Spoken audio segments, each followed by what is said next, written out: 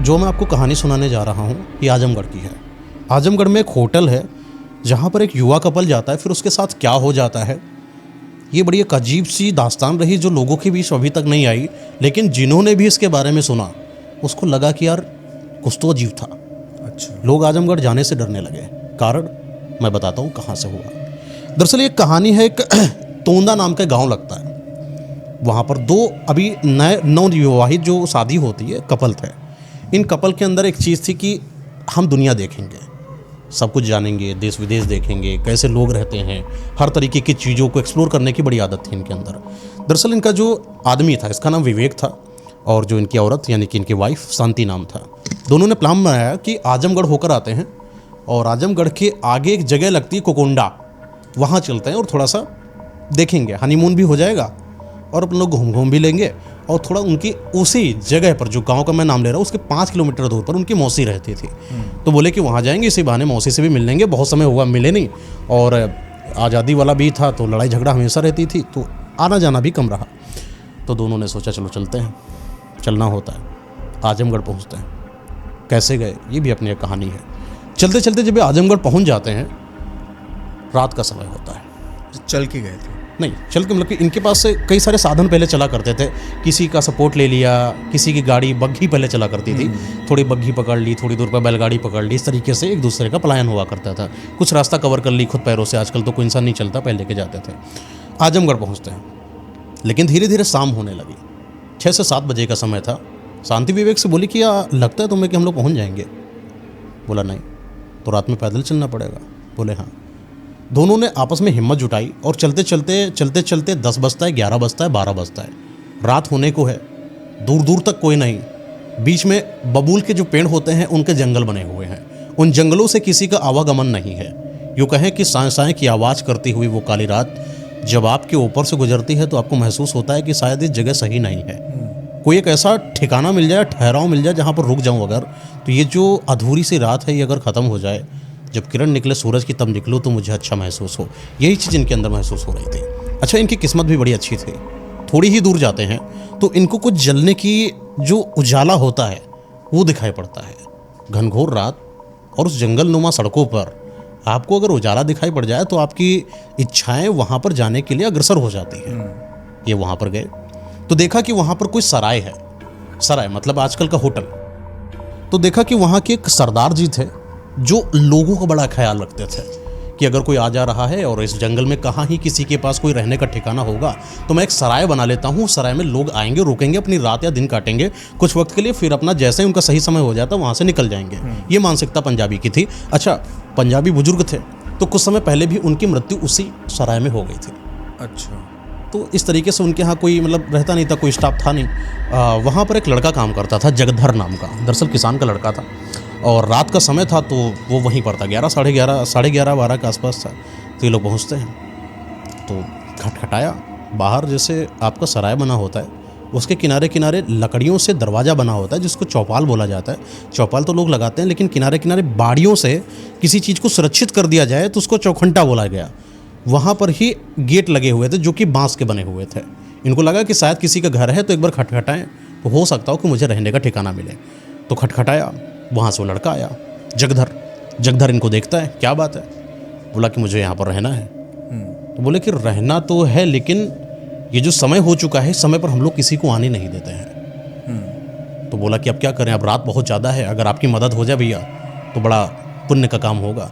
और हम लोग भी बहुत दूर से चलते चले आए हैं, ना कोई रहने का ठिकाना है, खाना भी खा नहीं पाए, पानी पीने की इच्छा है। अगर आपकी इच्छा हो, मनसा हो तो मुझे एक रात बस थोड़ी दूर 4-5-6 घंटे के लिए मुझे यहाँ पर रहने लीजिए। तो जगधर भी थोड़ा सा अच्छा आदमी था, वो लोगों की मदद करता था और अपना अकेले रहता था। उसने बोला कि अकेले से 2-4 और सही, 2 लोग और होंगे, 4 बातें होंगी, इसी बहाने हलचल मची रहेगी रात में, उनको बुला लेता था। ठीक है, अच्छा आप रहो, लेकिन याद रखना कि यहाँ पर कई सारे कमरे बने हैं।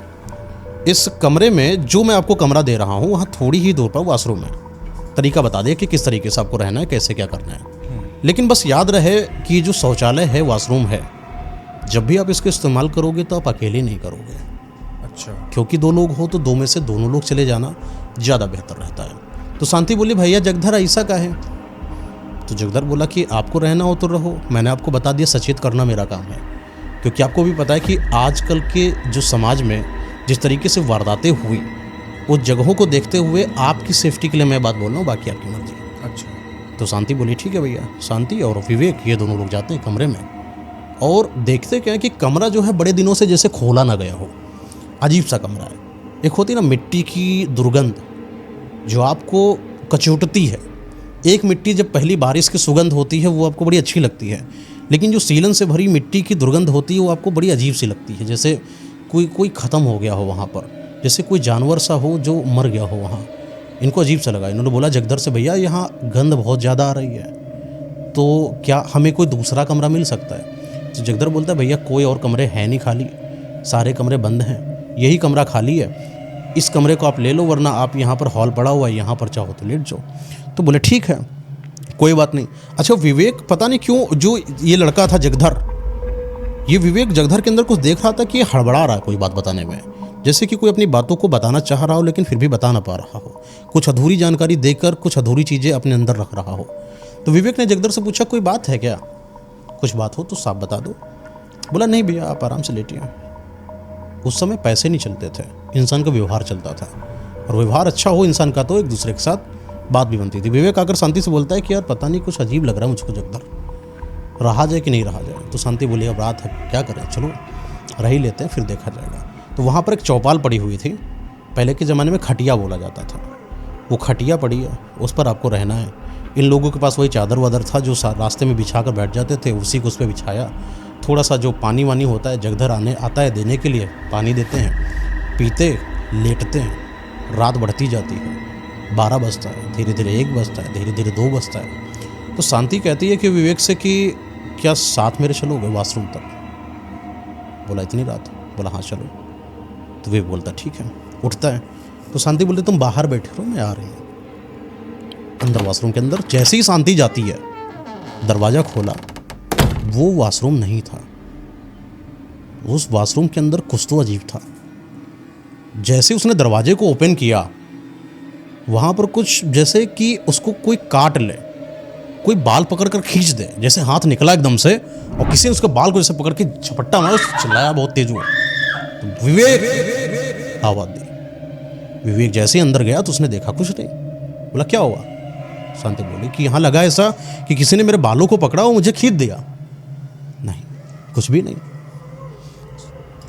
विवेक कहता मैं बाहर बैठा हूँ, थक गई हो ऐसा लगता है कि इसलिए थोड़ा दिमाग पर शांत बनाओ, सोच जाओ कर लो, फिर मैं आ जाओ तुरंत। शांति जाती है वॉशरूम, जो भी अपना नहाना धोना वॉशरूम वगैरह करना होता करती है, लेकिन पता नहीं क्यों उसको बार बार ऐसा आभास हो रहा था कि जैसे कि जो वो है वहाँ पर वो अकेली नहीं है, कोई और भी उसके साथ उसको वो सब करते हुए निहार रहा है, जैसे कि कोई उसका अपना बनने की कोशिश कर रहा हो, उसके साथ रहने की कोशिश कर रहा हो, जैसे कि उसको अपनी तरफ खींचने की कोशिश कर रहा हो। कुछ उसको आभास हुआ और वो जल्दीबाजी में उठती है, दरवाज़ा खोलने की कोशिश करती है। जैसे ही दरवाज़ा खोलती तो देखती विवेक नहीं है, विवेक कहीं गायब हो गया है।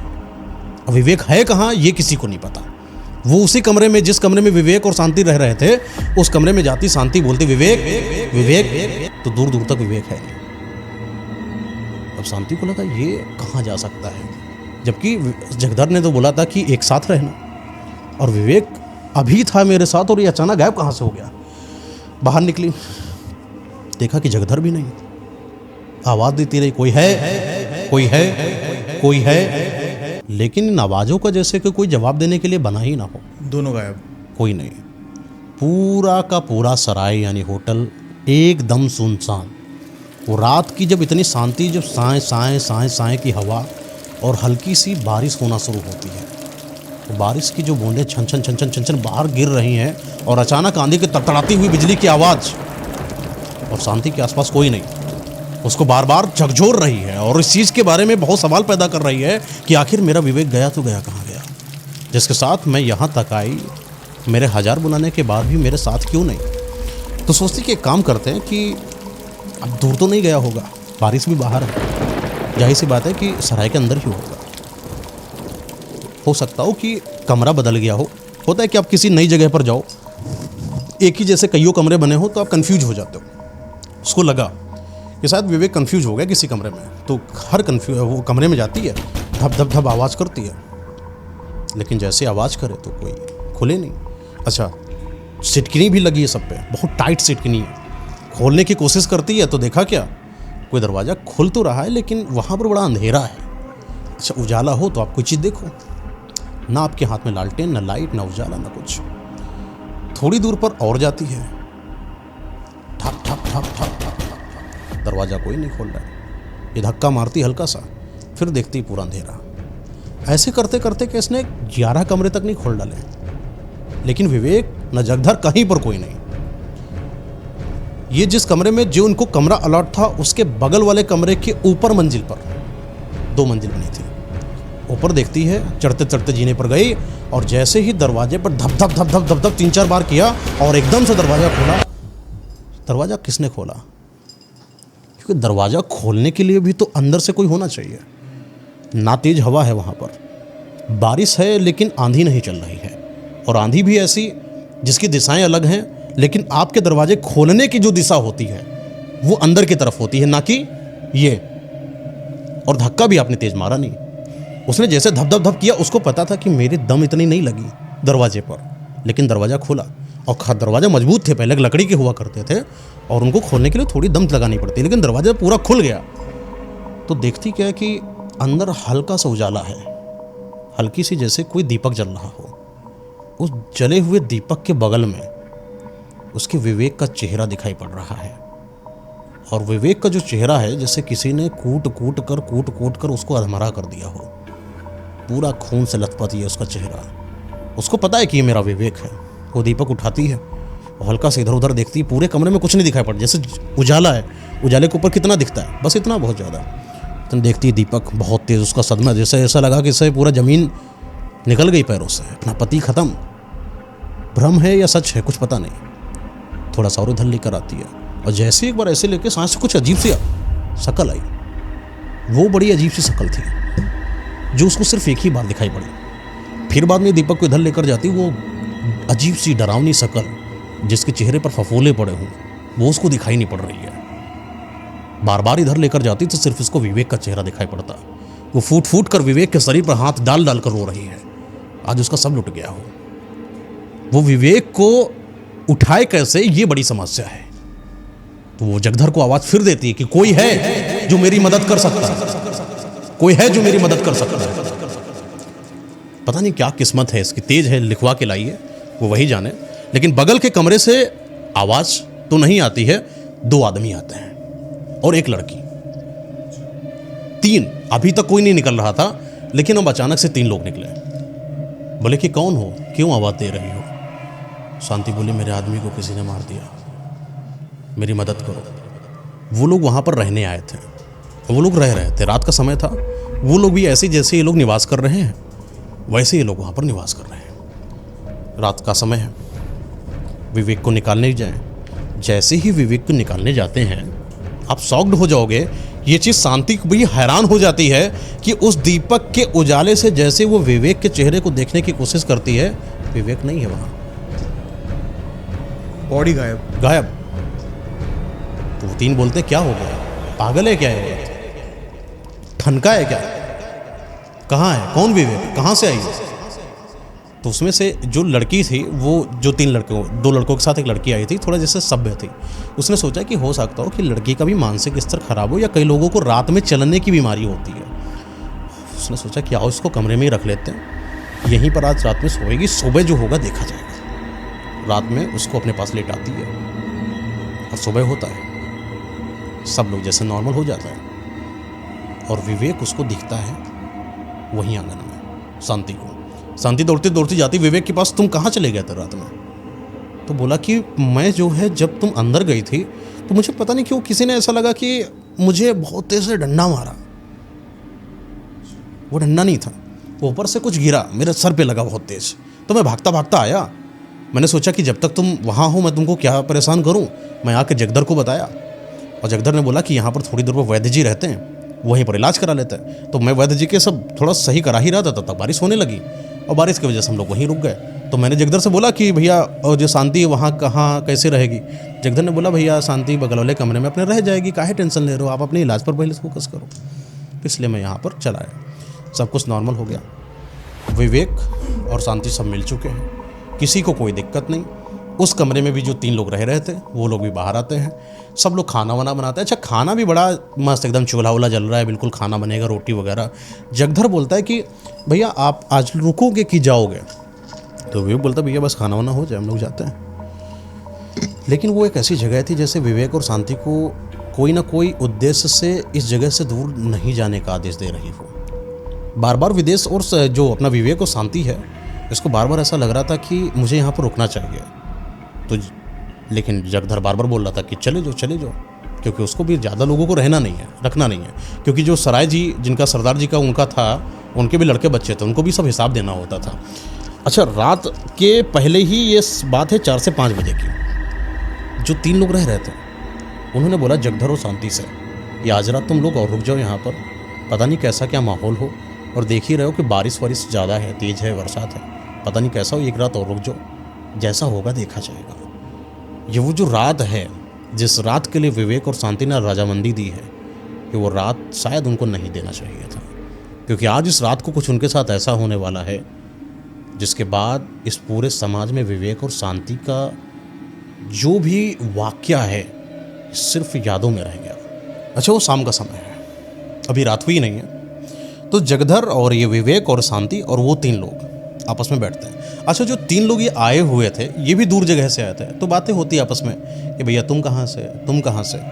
तो वो बोलते कि हम शिकारी हैं, हम शिकार करने आए हैं, हम भ्रमण पर रहते हैं, और आसपास के जंगलों में जब भी कुछ ऐसा होता है कि कोई नया जीव जंतु होता है तो मैं उसको एक बार देखने जाता हूँ, या मुझे शिकार, एक कुल मिला के एक शिकारी थे, वो कुछ अपना तैयार कर रहे थे। क्या तैयार कर रहे थे वो तो शायद मुझे डिटेल नहीं पता ज़्यादा, जितना मुझे पता मैं आपको बता रहा हूँ। तो शिकारी का क्या सीन था कि शाम का वही समय होता है 5 से 6 बजे का, आपको पता है ठंडा का मौसम होता है, हल्का सा बारिश भी थमती है उस समय, तो थमी बारिश, और ये लोग अपना जंगल की तरफ निकल गए। जंगल की थोड़ी ही दूर पर एक गाँव है जो कि आजमगढ़ से संबंधित है।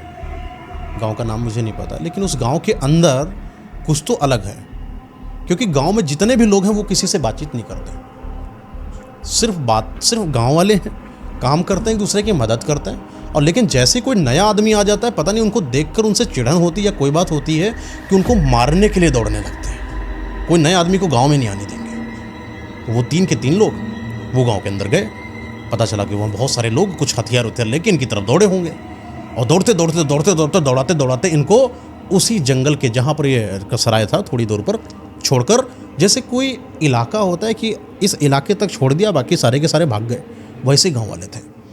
एक रेंज उनके दिमाग में होगी, वो दिख नहीं रही थी, उस रेंज के पहले ही वो जैसे रेंज आती है वो गाँव वाले वहाँ से रफा दफा।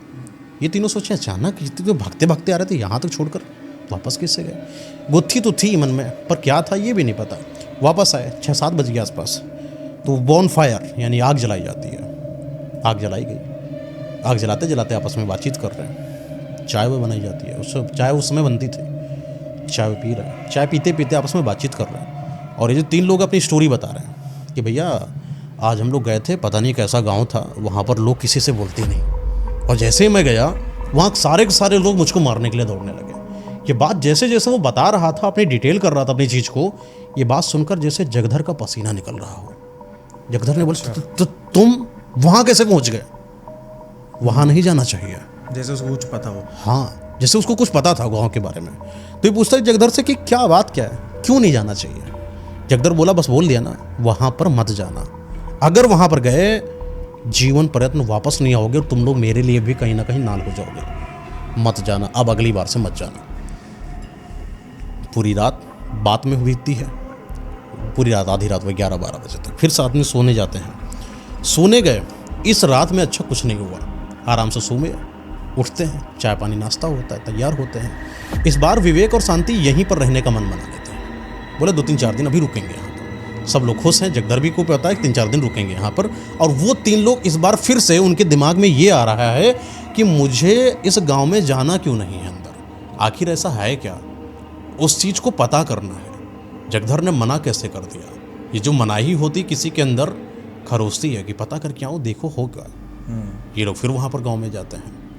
गांव गए, जैसे आदमी ने उनके देखा, भागना चालू किया, और ये फिर भागते भागते भागते भागते ये अपनी रूट भूल गए और शायद उन्हीं के इलाके में भाग रहे हैं, लेकिन भागते भागते इनको ये नहीं समझ में आ रहा है कि मुझे जाना कहाँ है। फिर पता नहीं क्या हुआ कि एक ऐसी जगह आई, वहाँ से गांव वाले फिर वापस चले गए। इस बार ये थक बहुत ज़्यादा गए थे। वहीं थोड़ी दूर पर जैसे कोई मंदिर का शिवाला हो, उस मंदिर के शिवाले पर जाकर तीनों के तीनों बैठ गए, थकी हालात में। बहुत भागे हुए थे, बहुत देर से भाग रहे थे। उस शिवाले पर बैठे थे और उस शिवाले में ऊंचा एक स्थान बना हुआ था जहाँ पर से बहुत दूर का जंगल पूरा दिखाई पड़ता है। अच्छा। हाँ, कि ऐसा जंगल है, ये पेड़ हैं, बहुत ऊंचाई पर आप बैठो तो बहुत कुछ आपको दिखाई पड़ता है। ये लोग वहाँ पर जाकर बैठ जाते हैं और बैठते बैठते ये निर्धारित करते हैं कि अपना सराय कहाँ पर है, क्योंकि अपनी जगह है, वो पहुँचना है। सबको दिखाए, ये देखो वहाँ पर है, चले चलो। वहीं बगल में हल्का सा तालाब सा है और तालाब के बगल में कुआं है। उस कुएं के अंदर एक बाल्टी लटक रही थी। उस बाल्टी में रस्सी लगी हुई थी, जैसे कि आप वहाँ से पानी भर सकते हो, पी सकते हो। इसका मतलब तो ये क्लियर था कि मंदिर में किसी का आना जाना तो था, क्योंकि बाल्टी लटकी है तो जरूर कोई पानी नहीं पीता होगा। इन लोगों ने पानी निकाला, पिए हुए, थोड़ा तैयार व्यार हुए, अपने आप को थोड़ा फ्रेश किया, चलना चालू किया और सराय उनको दूर से दिखा। उस सराय के अंदर आ गए और फिर वही शाम का 7 बजता है, फिर वही बॉनफायर बनता है। सब लोग बैठते हैं, आपस में बातचीत, चाय की चुस्की होती है और ये फिर वही वारदात जगधर के सामने बताना चालू कर देते हैं। और जैसे ही जगधर को ये बात पता चलती है कि किसी मंदिर के ऊंचे टीले पर बैठे हुए थे, ये बात सुनकर जगधर बोला कि मैं जा रहा हूँ यहाँ से। अच्छा। आज के दिन, आज की रात तुम सब के सब मारे जाओगे। अच्छा। यहाँ पर मत रुको, सबके सब भागो यहाँ से। कैसे तुम मेरे मना करने के बावजूद चले कैसे गए? जगधर के हाव भाव और बात करने का तरीका में बहुत ही बदलाव था। जैसे जगधर को वहाँ के बारे में कुछ ऐसी चीज़ पता है जो शायद अगर वो बता भी दे तो बता ना सके। कुछ अजीब है। पूछते जगधर से, बताओ तो हुआ क्या है? जगधर बोलता है, मुझसे मत पूछो, बस ये समझ लेना कि आज की रात तुम लोगों की आखिरी रात है। अच्छा, शांति और विवेक थोड़ा भरोसा तो करते थे इनके ऊपर, लेकिन इतना भी भरोसा नहीं कर रहे थे कि क्या किसी जगह पर जाकर ऊंचे टीले पर बैठने पर मेरी ज़िंदगी बर्बाद हो जाएगी। कितनी ये हंसी मजाक सी बात है। ये भी कभी होता है क्या? सिर्फ गया ही तो था मैं और जाकर मैं चला आया। ना मैंने किसी को मारा, ना मैंने किसी का लिया, ना मैंने किसी का करा। तो गर्व के साथ तीनों लोग वो और अच्छा विवेक, शांति लोग, सब लोग आराम से अपने अपने कमरे में जा रहे थे। बोले, इस पागल है सब, चाह रहे इसको जाने दो। जगधर, हम लोग लेटेंगे यहाँ पर, देखेंगे क्या होता है, ऐसे थोड़ी कोई मार देगा। तो शांति बोलती, विवेक से काम करो, बगल वाला जो कमरा है इन 3 लोगों के बगल वाला, और नीचे नहीं रहा जाएगा, जो ऊपर रहा जाएगा, ठीक है? बगल वाले कमरे में रह रहे हैं। अच्छा, विवेक जो है रात में इसमें आसपास चलने की इसकी आदत थी। रात में उठता था, थोड़ा टहल वहल के आने की आदत थी। तो 12 बजता है, 12-1 बजे की बात है। विवेक शांति आराम से लेटे हुए थे। तो विवेक उठता है, उसको रात नहीं लग रही थी, नींद नहीं आ रही थी। समय बीतता जाता, उसको बार बार वही सब बातें याद आ रही थी जो बातें आज की शाम में हुई थी। विवेक उठा, दरवाज़ा खोला, दरवाज़ा खोलकर बाहर की तरफ टहलने लगता है। और जैसे बाहर की तरफ टहलता है तो उसको कुछ दिखाई पड़ता है कि जो बगल वाले दरवाज़ा है वो भी खुला है। तो खुला है तो उसको लगा कि शायद ये लोग भी कहीं बाहर निकले होंगे। अच्छा, बातचीत थोड़ी हुई, आराना हो ही गए, चलो पूछें।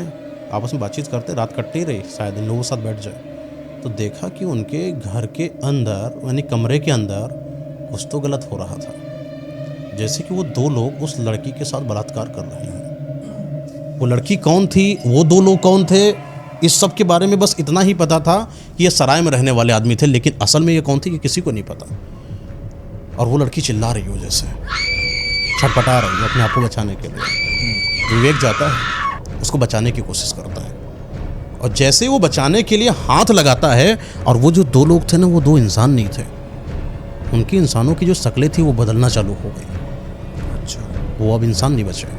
ऐसा लग रहा था जैसे उनके अंदर कोई आ गया हो, कोई नई शक्ति, कोई नई ऊर्जा जो बहुत ही डरावनी है, जिसको देखने मात्र से किसी इंसान को बेहोशी आ जाए। लेकिन विवेक मजबूत दिल का आदमी था, उसको इतनी जल्दी बेहोशी नहीं आ सकती। वो जाता है और उन दोनों के साथ जैसे लड़ाई करी जाती, फाइट करी जाती, वो वैसे करता है। विवेक कोशिश तो बहुत ज़्यादा करता है कि उस लड़की को बचा ले जाए, लेकिन शायद उसके उठने में देरी हो गई और वो लड़की अब इस दुनिया में नहीं है। उन दोनों लोगों ने उस लड़की को ख़त्म कर दिया था। विवेक देखता है कि उसकी सांसें चल रही हैं कि नहीं, उसकी सांसें नहीं चल रही थी। और ये जो दो इंसान थे, जो कि अब इंसान नहीं लग रहे हैं, जैसे कि कोई आत्मा हो, जैसे कि कोई बहुत समय का भूखा भूत हो, जो अपनी इच्छाओं की पूर्ति उस बेचारी लड़की से कर रहा हो। विवेक उनके सामने हार जाता है और वो उसको, विवेक को पकड़कर ऐसे दीवार में घसीट कर ऊपर की तरफ लड़ाते हैं। विवेक इसमें बेहोश सा हो जाता है। बड़ी देर के बाद विवेक उठता है और जैसे विवेक उठा, आंखें खोली तो देखता है कि कोई वहां पर नहीं है। दोनों के दोनों गायब है और वो लड़की की लाश बगल में पड़ी है। और लड़की जो है अर्धनग्न अवस्था में, जैसे किसी ने नाखूनों से उसको खरोचा हो। उसकी पूरी बॉडी पर सिर्फ खरोचने के निशान, खून के निशान, पूरे जो जहाँ पर नीचे पड़ी थी सिर्फ खून खून पड़ा हुआ था। बाल जैसे किसी ने नोच रखा था। विवेक उठता है हड़बड़ाया हुआ हालात में। उसको समझ में नहीं आता करे तो करे क्या करे। होता है कि जब आप ऐसी अवस्था में कुछ चीज़ आप देख लो और आपको बोलने की इच्छा भी हो, कुछ चिल्लाने की इच्छा भी हो, आपकी घी बंध जाती है, जैसे कुछ निकल नहीं रहा हो, आवाज़ नहीं निकल रही है। बताना बहुत कुछ चाह रहे हैं लेकिन बस ये हालत थी विवेक की। बगल वाले कमरे में जाता है और शांति बगल में लेटी है। उसके बगल में लेटता है और बहुत अपने हाथों को उठाकर जैसे शांति को जगाने की कोशिश कर ही रहा था, वो कर नहीं पाया। बहुत कुछ बताना भी चाह रहा है लेकिन वो बता नहीं पा रहा है। तो वो आराम से उसको पता नहीं आंखें बंद करता है और ये वहीं पर सो जाता है। ये बात वही 2 से 3 बजे की है। शांति की आंख खुलती है। क्यों? क्योंकि उसके जो हाथ से ये बगल में कुछ गीला गीला सा लग रहा था। क्या गीला गीला लग रहा है? पानी भी नहीं है। तो देखा कि बगल में कुछ तो है अजीब सा। लाइट जल रही हो तो कुछ दिखाई पड़े, चिपचिपाया कुछ। सोचा कि जो विवेक है वाशरूम करने गया होगा, तो हाथ में पानी वानी होगा या बैठ गया होगा, तो वही पानी है। तो विवेक से बोलती है थोड़ा सही से लेटो यार। उसको थोड़ा धक्का देके उधर कोने में करती है, अपना बगल में करवट मार के लेट जाती है। अच्छा, विवेक को सब कुछ सुनाई पड़ रहा था, बस वो आवाज़ से बोल नहीं पा रहा था। थोड़ी देर के बाद शांत हो जाती है शांति, शांत हो जाता है विवेक। रात गहरी हो जाती है। ये 3:15 या 30 मिनट का आसपास का कुछ समय है। विवेक ऐसे हाथ मारता है जैसे कि उसको अब आभास हो रहा है कुछ अब बोल सकता है। उसके शरीर में दम आने लगी है, उसके हाथ पर काम कर रहे हैं। उसने हाथ ऐसे मारा कि शांति हो, लेकिन शांति नहीं है। शांति कहाँ गई? शांति है नहीं। शांति कहीं गई। थोड़ा सा जैसे 4 साढ़े 4 बजे का समय ना हो, वहां पर एक आवाज आती है। वो आवाज क्या है? बहुत गूंज रही है, जैसे कि कोई नीचे से आवाज दे रहा हो। अजीब अजीब सी आवाजें हैं। तो उसको लगा कि हो सकता है कि शांति है, जैसे आ रही होगी, कहीं बाहर गई, वाशरूम आ जाएगी, लेट जाएगी। लेकिन वो आती ही नहीं है। बहुत देर से थका हुआ आदमी, और इतना सब कुछ जब देख लिया हो ना, तो उसके अंदर थकान हो जाती है। फिर उसको नींद आ जाती है और नींद आके उसकी आंखें बंद हो जाती है। उसको अब होश नहीं है कि शांति है कहाँ, आएगी कि नहीं आएगी। फिर थोड़ी देर के बाद इसकी आंखें खुलती हैं। अभी 20-25 मिनट भी नहीं बीता भैया, आंखें खुली। और आंखें खुलते क्या सुनता है कि किसी की आवाज़ें आ रही हैं। 1 2 3 4 5 108 112 3000 3500। ये बस सुन रहा है आवाज़ें, और उसके अंदर इतनी हिम्मत नहीं है कि उठकर एक बार देखे कि है क्या। उठा, जब तक इसकी हिम्मत हुई, और उठता है, देखता क्या है कि दरवाजे के जस्ट बगल में शांति की लाश पड़ी है। और एक अजीब सी कोई आकृति है, बहुत ही बेहूदी, लंबे लंबे से बाल, बड़े बड़े से नाखून, शरीर सा नहीं, जैसे किसी जानवर का शरीर हो। मुंह अजीब सा है, दांत नहीं है। बाल पकड़ती है, शांति के शरीर का एक निकालती है, एक अपने सर पे लगाती है, 2 सर पे लगाती है, 3 सर पे लगाती है। वो बार बार बालों को निकालती है और उसको लगाती है। उसके दिमाग काम नहीं करा। मेरी वाइफ शांति मरी हालात में नीचे पड़ी है और कोई उसके बालों को निकाल के लगा रहा हो। और जैसे उठता है, चिल्लाता है, आगे बढ़ता है कि वो वहां से गायब। अब उसकी पत्नी के शरीर पर एक भी बाल नहीं है, मतलब सर पर जैसे सब चुन गए। उसकी जो शकल शांति की है ना, वैसी नहीं बची जैसे जवान हो, जैसे कोई बुजुर्ग महिला पड़ी हो। देखने में शांति लग रही है, लेकिन असल में ऐसा जैसे कि 65 साल की कोई बुजुर्ग महिला। भला ऐसा कैसे हो सकता है कि कोई एक जवान महिला जिसके साथ आप शादी ब्याह रचा के यहाँ तक आए हो और अचानक से वो 65 साल की दिखने लगे। ये बड़ी अजीब सी विडंबना थी। तो विवेक हिला के देखता है तो शांति के नब्ज नहीं चल रही है, शांति खत्म हो चुकी है।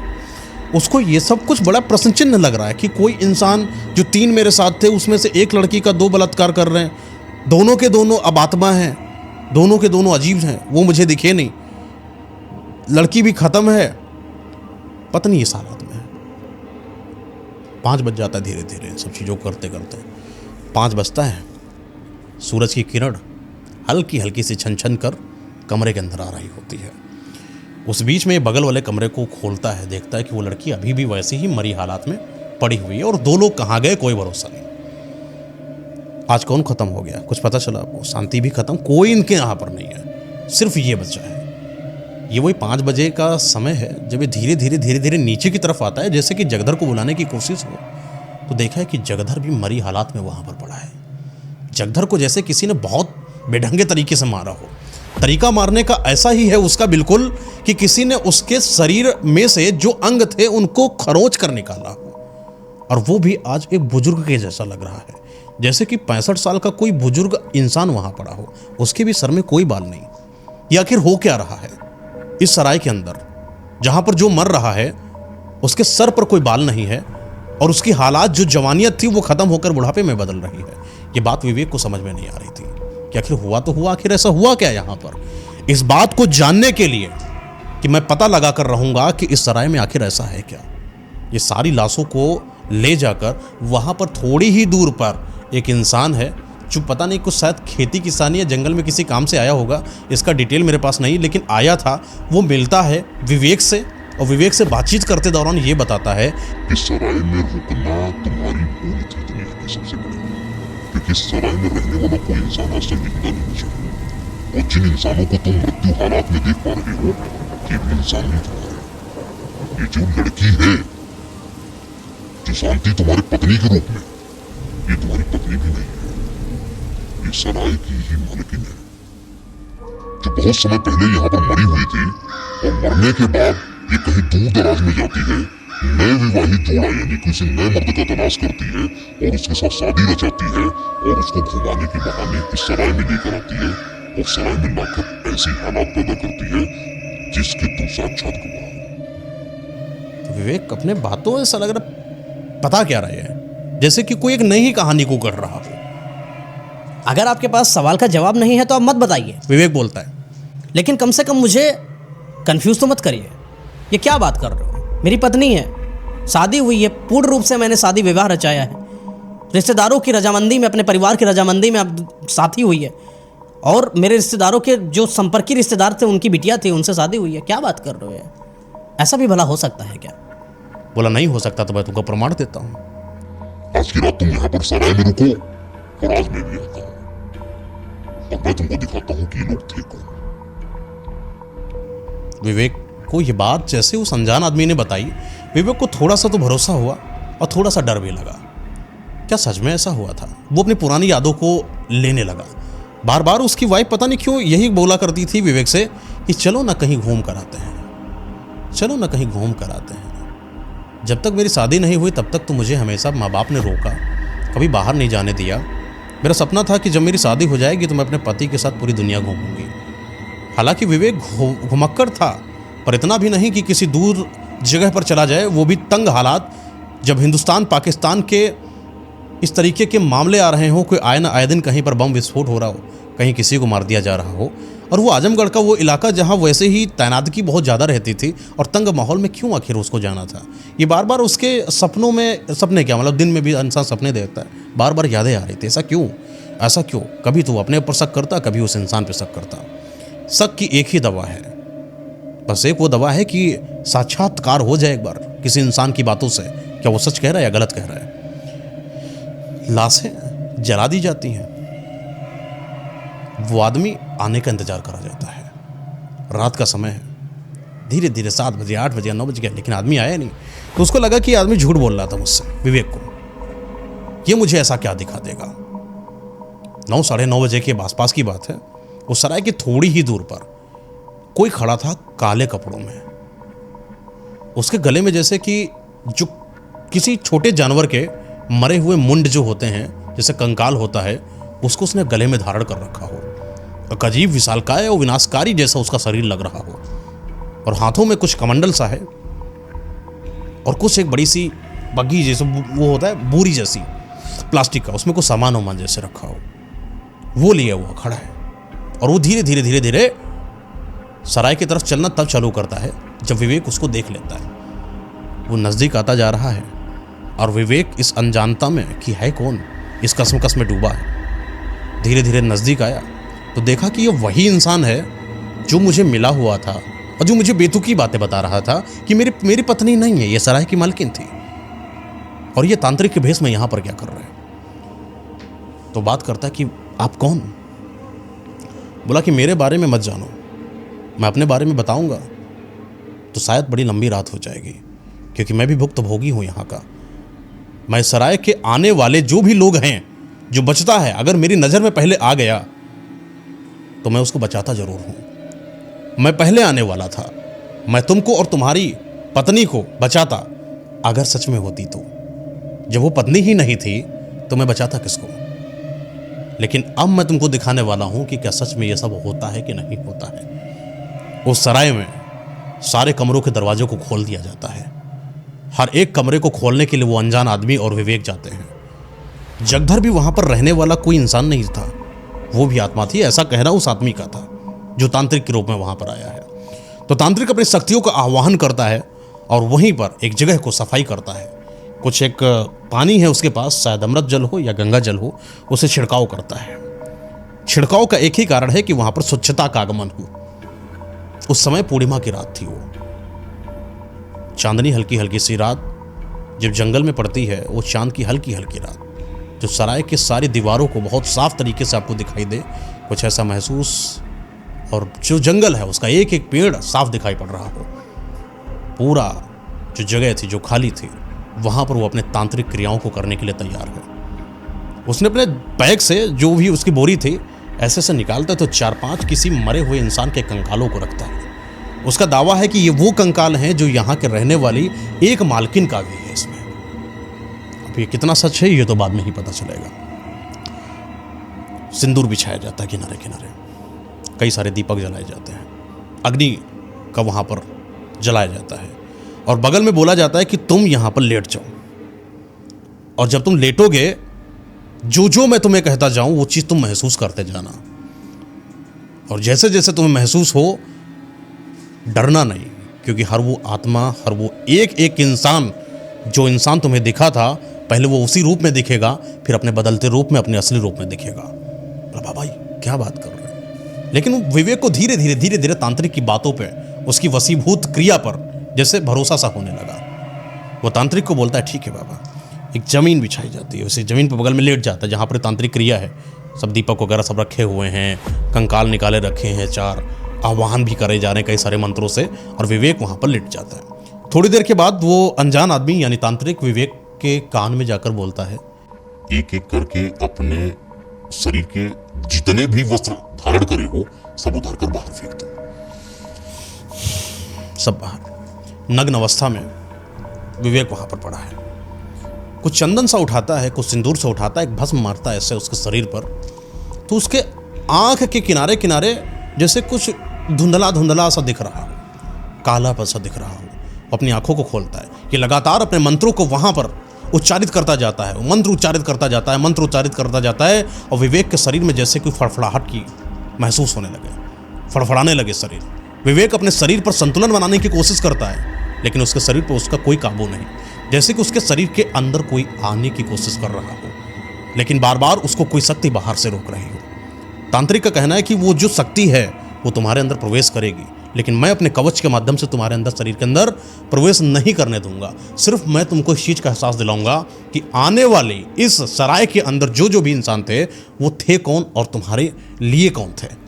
थोड़ी देर के बाद मंत्रोच्चारित मंत्रोच्चारित मंत्रोच्चारित, और विवेक के सामने आंखें खोलता है, एक शकल दिखाई पड़ती है। ये शकल उसकी पत्नी की है, जो बार बार विवेक से बोल रही है, तुम मुझे छोड़कर कहाँ चले गए थे, तुम मुझे छोड़कर कहाँ चले गए थे। एक ही रट को वो बार बार लगातार बोलती चली जा रही है। थोड़ी देर में जैसे वो शकल ही बदलती जा रही है, दांत बड़े होते जा रहे हैं, शकल बड़ी धुंधली सी होती जा रही है। जवानी से वो बुजुर्गियत, जो जवान पत्नी और जो बुजुर्ग पत्नी जो उसने मरी हालत में देखा था, वहां से वो बदलता पूरा स्वरूप देखता है। और उस बुजुर्ग के ऊपर जो हल्की स्किन होती है ना, वो भी उतर कर कंकाल के रूप में अपनी पत्नी को देखता है। जब उसकी आंखें हैं नहीं, सिर्फ एक गड्ढे बने हैं, जैसा कंकाल होता है, सिर्फ दांत दिखाई पड़ता है। वो उसको देखता है और एकदम से डर जाता, बड़ी तेज से ऐसे मारता है। वो झम से जैसे लगा कि वो दूर जाकर गिरी हो। और ये बात सुनकर तांत्रिक बिल्कुल पागल हो गया। क्या कर दिया तुमने, क्यों मारा? ये तो मेरा आदेश नहीं था, सोचना चाहिए था पहले।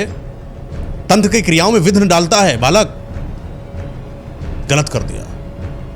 तेरी इस हरकत की वजह से मुझे भी शायद अब मुझे मृत्यु तरीके से न मिले। वो जैसे पागल हालात में तांत्रिक हो गया, जैसे तांत्रिक को ये नहीं करना था विवेक को, ये उसकी बहुत बड़ी गलती थी।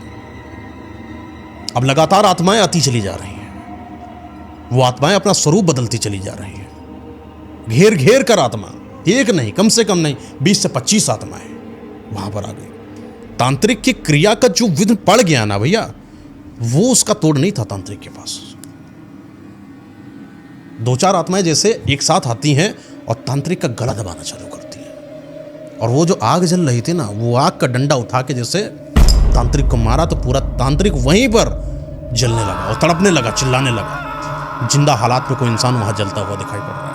और ये बात बड़ा भयावह हो सकता है विवेक के लिए। इतनी आत्माएं और किसी जिंदा इंसान को जलते हुए विवेक ने पहली बार देखा है। विवेक अपने आप को बचाने के लिए उठता है, अपने शरीर पर थोड़ा सा कंट्रोल आता है और वो वहां से भागने की कोशिश करता है। वो जंगल की रास्ता, वो सड़क और दूर पर सराय, जहां पर इतना कुछ हो चुका है, लगातार भागते भागते भागते भागते वो अपनी जान बचाने की कोशिश करता है। लेकिन जान बचाए तब जब अपनी जान बचाने का कोई उसके पास युक्ति हो।